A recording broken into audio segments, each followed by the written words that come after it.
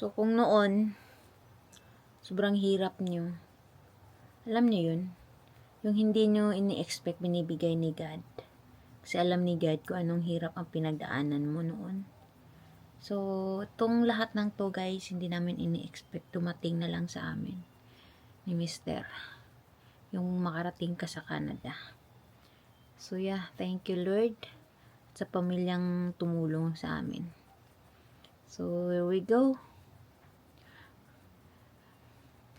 Kunin mo na ang lahat ng gusto mo. Utang ka ng utang.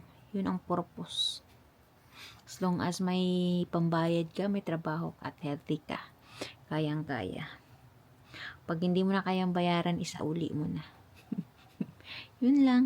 Keep dreaming and samahan ng kugi, sipag at tiyaga.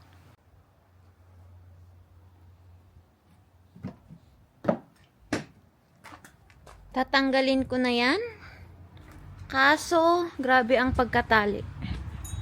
At, ito yung itsura sa gilid. Grabe. Yan. Kung noon, sa talang buhay mo ay naglalakad ka lang ng kilo-kilometro papuntang pagligo at papunta sa school. Ngayon ay thank you Lord. Mamili kayo guys. Ito kay Mister. Yun, service din ni Mister pag summer kasi mababa ang ano niyan, tipid sa gas. Ito pang winter. Hi, winter. Tas ito sa mga teenagers. Yan.